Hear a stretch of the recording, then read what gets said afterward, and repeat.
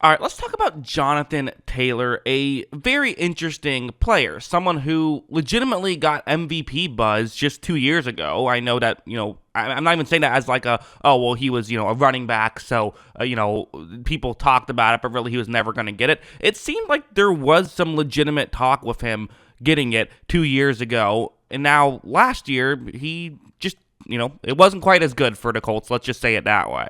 If you look at his box score stats over the course of the past 2 seasons, you see that obviously he was banged up, so the attempts are way down. Nearly 150 less attempts. It's actually exactly at 140 less attempts. So okay, that's gonna hurt the bulk stats, but still, the yards per carry, a full yard down from the previous year. The touchdowns, which again, touchdowns can be very fluky, but still going from 18 touchdowns in 2021 to just 4 in 2022, even factoring in the significantly less playing time, it's still a pretty significant drop-off. So what happened? What went wrong? And can he return to that 2021 dominant force? Well, let's get into it. One of the things that definitely happened was, let's just be honest, the Colts' offensive line just didn't play as well last season. And even guys who are typically pretty good didn't play as well. I honestly think that this Titans game really hurt him a lot in terms of his overall yards per carry. He only had about 2 yards per carry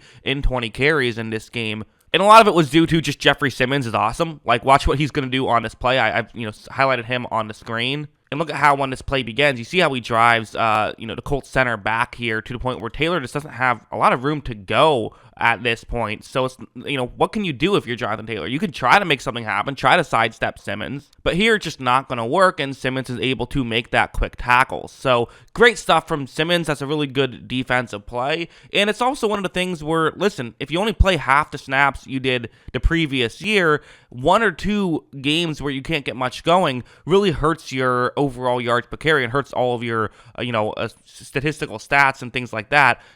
Due to the fact that, one bad game just matters more when you play 8 games than when you play 17. That's just math. Going over to a play like this, I think this will show a lot of the value, a lot of what he does well. Let's talk about what he can do well when things are working, perfectly. Is I think one thing he does, and one of his assets that's definitely a positive one for sure, is how quickly he gets through the hole. He's not a Le'Veon Bell, let things develop. No, he goes through the hole quickly, and that's how the Colts want things to work. This play is a good example where his read on this play, he's going to end up going towards the left of the center and towards the right of the left guard. So in between the center and left guard, that's where he will be going, which again, we're facing the other way, so it's the guard on the right side of the screen and the center that he's going to be running in between. Watch how when this play begins, you see that right here, there is a pretty clear window for him to run through. This is one of the few times in that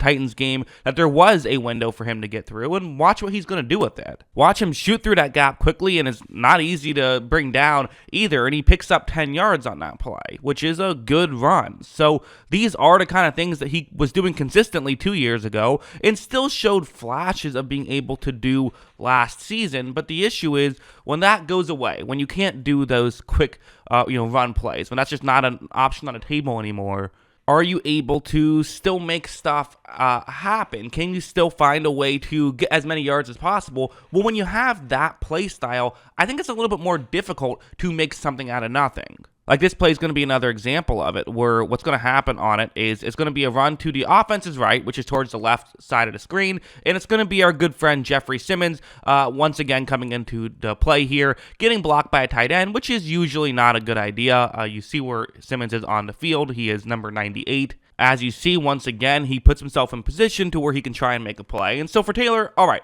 what can you do? How can you find a way to get around this? Well, one issue is because he gets into his stuff so quickly, which is usually a good idea, when things go wrong, there's not a lot of room where you can go. If it was a little bit more of a longer developing play, maybe he would have time to adjust to this, but that's just not how the Colts run their offense. So while he tries to make a move and does what he can, there just wasn't much he could do at that point, and the Titans were all over it and made a tackle. At the end of the day, there's only so much a halfback can do just in general when it comes to, getting yards. I mean, the reality is a big chunk of it is going to always be can the offensive line create a hole for you and things like that, which it did so well 2 years ago and just didn't do that well last season, really, except for when Taylor was already hurt. Then it seemed like it started to block a lot better.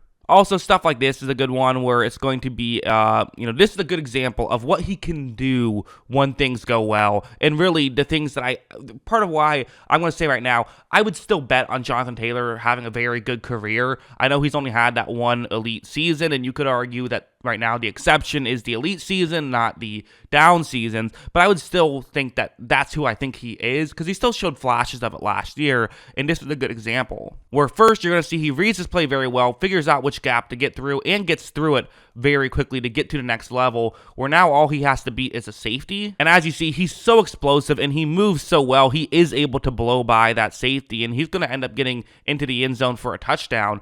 We didn't see that a ton last year. We didn't. I'm not going to sit here and say we did. In fact, this is probably his biggest highlight reel level run of last season. But the fact that he still can do this and show me that it can happen, to me, leads me to believe that he is still a very effective player. It's more so just a question of, can he get back to that 2021 form? And I should mention, like, a 4.5 yards per carry season is still a very good season. That's a season that, teams will pay money for to get a running back who can do that kind of stuff. I mean, that was not a bad season whatsoever.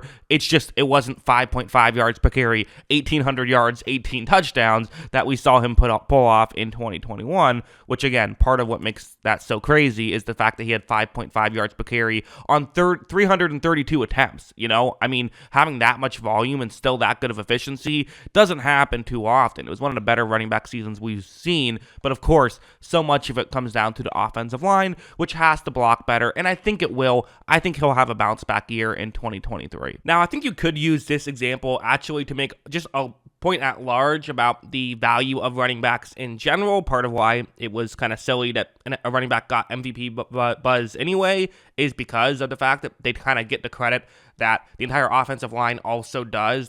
And really the play calling, even like receivers, the threat of a passing play obviously helps with all of that stuff. Even quarterback play. Say what you want about Carson Wentz, he certainly, I would say, had a better year for the Colts than what they had going on last year. So all that stuff factors in, and that's kind of just, the intrigue of it all. At least that's what I think. What do you guys think? Let me know in the comments below.